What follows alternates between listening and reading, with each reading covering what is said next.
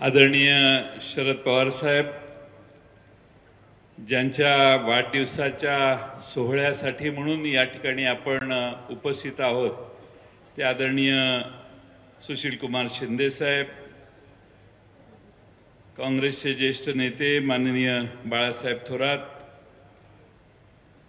आज या ठिकाणी उपस्थित असणारे खासदार श्रीमंत छत्रपती शाहू महाराज, आपल्या सर्वांनी ज्यांना नेहमीच आयुष्यभर साथ दिली आणि आपल्या सगळ्यांचं ज्यांनी अतिशय प्रभावीपणाने नेतृत्व केलं, ते आदरणीय विजयसिंह मोहिते पाटील साहेब, आपल्या या कार्यक्रमासाठी इथं उपस्थित असणारे खासदार संजय देशमुख, ओमराजे निंबाळकर, विशाल पाटील, बजरंग बाप्पा सोनवणे, निलेश लंके, भास्कर भगरे, खासदार प्रणितीताई शिंदे, धैर्यशील मोहिते पाटील, अनिल कोकीळ, शिवसेनेचे नेते सुरेश हसापुरे, राष्ट्रवादीचे जिल्हाध्यक्ष बळीराम काका साठे, चेतन नरुटे, सिद्धराम मेत्रे, या ठिकाणी मुद्दामून उपस्थित असणारे ज्येष्ठ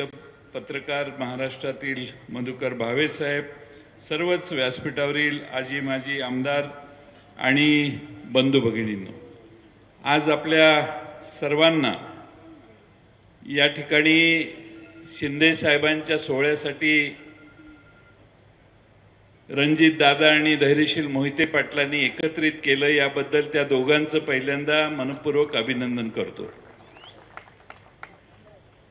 या भूमीतून मागच्या लोकसभेमध्ये महाराष्ट्रात परिवर्तन करण्याची नांदी इथून याच भूमीतून सुरू झाली, म्हणून या भूमीत या सगळ्यांचा सत्कार होणं जास्त महत्त्वाचं होतं। एकदा अकलूजकरांनी ठरवलं की महाराष्ट्रामध्ये परिवर्तन होऊ शकतं, ह्या अकलूजकरांनी आम्हाला सगळ्यांना दाखवून दिलेलं आहे। उत्तमराव जानकर मागे बसलेले आहेत,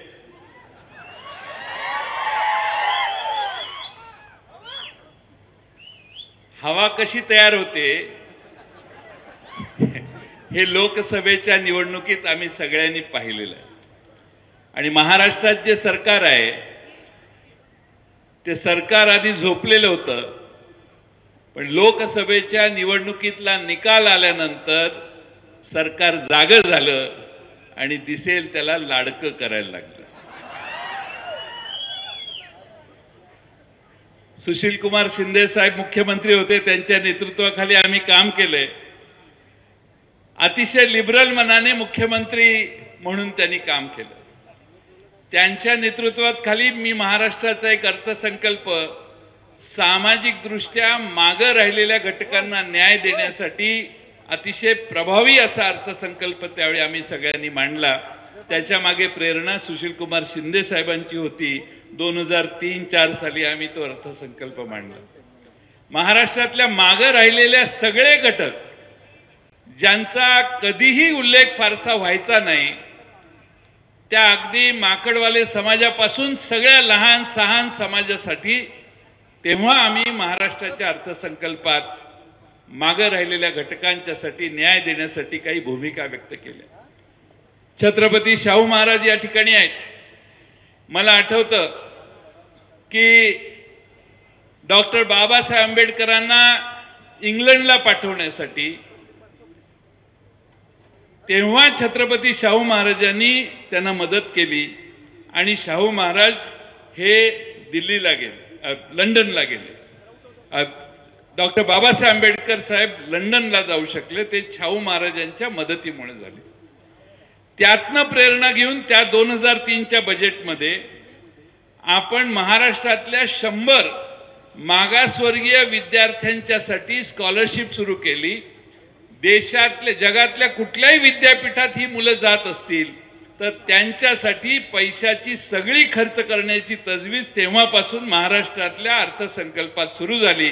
आज तो आकडा वाढलाय, कदाचित 100, 200, 300 पर्यंत गेला असेल। पण जे शाहू महाराजांनी डॉक्टर बाबासाहेब आंबेडकरांना मदत करून जो आदर्श निर्माण केला, त्या आदर्शाची रीक पुढे ओढण्याचं काम सुशील कुमार शिंदे साहेबांच्या नेतृत्वाखालील आमच्या त्यावेळच्या सरकारने केलं। आणि म्हणून आज महाराष्ट्रामध्ये सर्व समाजांना एकत्रित घेऊन जाण्याची अतिशय नितांत गरज असताना समाजात भांडणं कशी होतील, समाजात तेढ कशी निर्माण होईल, जातीय दंगे कसे होतील हे बघण्याची व्यवस्था काही लोक महाराष्ट्रात करतायत। मी मगाशी सांगितलं तसं विधानसभेच्या निवडणुका जवळ आहे। लोकसभेच्या नंतर शिंदे साहेब अनेक वर्ष राज्याचा अर्थसंकल्प मांडायचे। शिंदे साहेब तुम्हाला सांगायला हरकत नाही की हे सरकार लोकसभेच्या नंतर एवढं घाबरलेलं आहे की या सरकारने तिजोरीचं दार काढून ठेवलेलं आहे बाजूला। तिजोरीला आता दार नाहीये। तुम्ही म्हणाल त्या गोष्टी ते मागितलं ते सगळं द्यायला त्यांची तयारी आहे।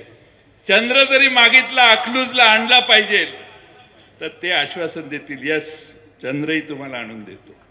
त्यामुळं या देशामध्ये हे सरकार महाराष्ट्रातलं सर्वात घाबरलेलं सरकार आहे सगळ्या देशातल्या सरकारांची तुलना केली तर। त्यांना माहिती आहे आपलं सरकार जाणार आहे आणि म्हणून साम दाम दंड भेदाचा वापर महाराष्ट्रात उद्याच्या निवडणुकीत होण्याची शक्यता आहे। आणि म्हणून महाराष्ट्रामध्ये आपण सगळ्यांनी जागृत राहिलं पाहिजे। ठामपणाने आपण जी लोकसभेत भूमिका घेतली तीच भूमिका ताठपणाने ठेवण्याचं काम तुम्हा सगळ्यांना उद्याच्या राजकारणात विधानसभेत करावं लागेल। दिल्लीमध्ये तुम्हा सगळ्यांच्या आशीर्वादाने व्यासपीठावरील 30 आणि आमचे विशाल पाटील 31 एवढे 31 जण महाराष्ट्रात लोकसभेत पाठवून भारतीय जनता पक्षाला थांबवण्याचं काम महाराष्ट्रात झालं। का झालं तर 400 पारचा नारा देणारी जी लोक होती त्या 400 पारचा नारा देणाऱ्यांना तुमच्या ताकदीमुळे 240 वर थांबावं लागलं। तरी त्या चंद्राबाबूच्या जाऊन पाया पडले, त्या नितीश कुमारच्या जाऊन पाया पडले। त्या दोघांना घेऊन आता 2 टेकूचं भारतात सरकार आहे। काल परवा रात्री मी निलेश लंकेंच्याकडे होतो, ते म्हटले आम्ही विरोधी पक्षातले खासदार आहे। निलेश लंके साहेब, माझा भरोसा नितीश कुमारांच्यावर फार आहे। देशामध्ये नितीश कुमारांचं दुसरं नाव आहे पलटूराम, त्यामुळे ते कधी पलटी मारतील हे निलेश लंके तुम्हाला कळणारही नाही। सकाळी उठल्यावर लक्षात येईल अरे आपलं सरकार आलं। आणि त्यामुळे फार तुम्ही चिंता करू नका, परिस्थितीत कधी भगरेसर गुरुजी बदल होऊ शकतो। पण लोकसभेत जनतेने महाराष्ट्रातल्या आम्हाला पाठिंबा दिला। बगरे सरांच्या सारखा एक शिक्षक आमचा तालुका राष्ट्रवादीचा अध्यक्ष लोकांनी डोक्यावर घेतला। निलेश लंकेंच्या बाबतीत काय बोलावं, प्रचंड लोकप्रियता निलेश लंकेंची आहे आणि त्यांनी पाडलं ज्यांना, त्यामुळं निलेश लंके देशभर आज प्रसिद्ध झालेले आहेत। निलेश लंके ने किसको गिराया तो सबसे बड़े आदमी धनाढ्य कैंडिडेट को गिराया असं लोक म्हणतात। त्यामुळं हे सगळे वीर हे इतक्या मोठ्या प्रमाणात महाराष्ट्रात अतिशय चांगली कामगिरी करू शकतात। आमच्या प्रणितीताई शिंदे देखील फार ताकदीने दिल्लीला गेल्या। विधानसभेत अतिशय करारीपणाने ते भाषण करायच्या। आता लोकसभेतली भाषणं आपण सगळे त्यांची बघतोय। आमचे धैर्यशील मोहिते पाटील देखील त्याच ताकदीने आज आपल्या सगळ्यांचं प्रतिनिधित्व करतायत। मी सगळ्यांचीच नावं घेऊन या ठिकाणी वेळ घालवत नाही, पण महाराष्ट्रासमोर अनेक प्रश्न आहेत। महागाई कमी झाली पाहिजे, बेरोजगारीचा महाराष्ट्रातल्या युवकांचा प्रश्न संपला पाहिजे, आमच्या महाराष्ट्रातल्या आया बहिणींच्या सुरक्षिततेचा प्रश्न आज प्रचंड महत्त्वाचा झालेला आहे। त्याचबरोबर आमच्या सोयाबीनला दर नाही, कपाशीला दर नाही, आमच्या कांद्याला दर नाही, अशा सगळ्या गोष्टी आणि साखरेची किंमत वाढली तर केंद्र सरकारला वाटतं की देशात महागाई वाढेल। कांद्याचा दर वाढला तर त्यांना वाटतं महागाई वाढेल। मला आठवतं की पवार साहेबांनी 2004 आणि 14 याच्यामध्ये आधारभूत किमती वाढवायला सुरुवात केली मनमोहन सिंग साहेबांच्या नेतृत्वाखालच्या सरकारमध्ये। त्यावेळी याच भारतीय जनता पक्षाने पवार साहेबांच्यावर टीका केलेली की भारतात महागाई वाढवण्याचं काम पवार साहेब करतायत। का तर या देशातल्या शेतीमालाच्या किमती आधारभूत किमती वाढवण्याचं काम पवार साहेब करतायत म्हणून मला अभिमान आहे, मी त्यांचा कार्यकर्ता आहे म्हणून। पवार साहेबांनी तेव्हा बाणेदारपणाने उत्तर दिलं की होय मी हे करतोय कारण भारतातली ग्रामीण अर्थव्यवस्था पक्की करायची असेल, सक्षम करायची असेल तर शेतकऱ्याच्या कष्टाला त्याच्या घामाला योग्य दाम दिलं पाहिजे आणि त्यामुळं मी हे काम करणार आहे। तुम्हाला किती टीका करायची तर करा, पण आमची भूमिका आहे की देशातल्या शेतकऱ्याच्या शेतीमालाचे दर त्याला परवडतील असे ठेवण्याचं काम आम्ही करणार आहे। आणि म्हणून पुन्हा एकदा याच विचाराचं सरकार आपल्याला महाराष्ट्रात आणण्याचं काम करायचं आहे। माझी आपणा सर्वांना विनंती आहे की बाकीचे सगळे मुद्दे आणि त्याबरोबर महाराष्ट्रातलं सरकार एक भ्रष्ट सरकार आहे हे तुम्ही विसरू नका। या सरकारने लोकसभेच्या आधी 90,000 कोटी रुपयाचं टेंडर काढलं। 6 रस्त्यात एक जालनापासून नांदेडकडे जाणारा रस्ता 11,000 कोटीचं टेंडर 15,000 कोटीला गेलं अशी माझी माहिती आहे। तिकडं आपल्या अलिबाग पासून विरार पर्यंतचा एक कॉरिडॉर 96 किलोमीटर रस्ता हा 20,000 कोटीचं टेंडर 26,000 कोटीवर गेलं। आज अलिबाग पासून विरार पर्यंत जायला 1 किलोमीटरला 273 कोटी रुपये सरकार खर्च करणार आहे। आपल्या जालन्यापासून नांदेडकडे जायला 73 कोटी रुपये सरकार खर्च करणार आहे। म्हणजे याचा अर्थ मी मध्ये कुठेतरी सांगितलं चांद्रयान 3 चंद्रावर गेलं त्याला फक्त 600 कोटी रुपये खर्च आला, पण विरार पासून अलिबाग पर्यंत जायला ह्यांना 26,000 कोटी रुपये हे साहेब खर्च करणार आहेत। याचा अर्थ असा आहे की हे सरकार काही ना काही वेगळ्या मार्गाने वेगळ्या क्लुप्त्या लढवून पैसे उभा करण्याचं काम करते। याचा सगळ्यात मोठा कळस कुठं झाला तर मालवणला छत्रपती शिवाजी महाराजांचा पुतळा पडला।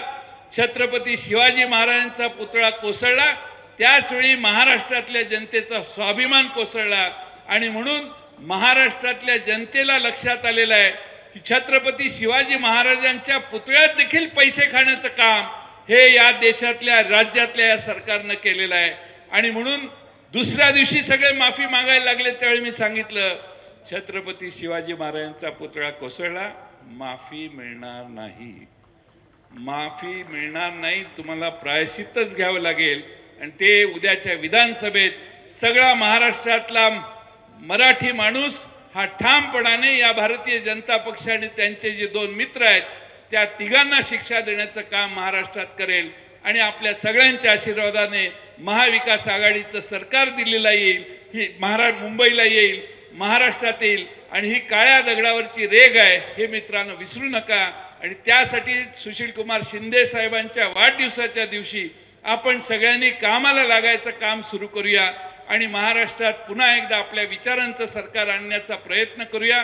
माननीय विजयदादा मोहिते पाटील साहेब हे आज नेहमीच सगळ्यांना बसून इथं मार्गदर्शन करतायत, पण एकेकाळी सुशीलकुमार शिंदे साहेब मुख्यमंत्री होते आणि दादा उपमुख्यमंत्री होते, असंही सरकार आम्ही जवळून पाहिलेलं आहे। आणि त्यामुळं या दोघांच्या एका व्यासपीठावर येऊन एकत्रितपणाने हा जिल्हा अतिशय चांगल्या पद्धतीनं पुन्हा एकदा एकसंघ करण्याचा प्रयत्न आज या निमित्तानं होतोय। याबद्दल रणजित दादा तुमचं मी मनपूर्वक अभिनंदन करतो। सुशीलकुमार शिंदे साहेबांचा सत्कार आदरणीय पवार साहेबांच्या हस्ते आणि विजयदादांच्या उपस्थितीत हा एक मोठा असा एक योग आहे असं मला वाटतं आणि म्हणून मी आपल्या सर्वांना या निमित्तानं शुभेच्छा देतो, शिंदे साहेबांना शुभेच्छा देतो आणि माझे लांबलेलं भाषण पूर्ण करतो। धन्यवाद। एबीपी माझा, उघडा डोळे बघा नीट।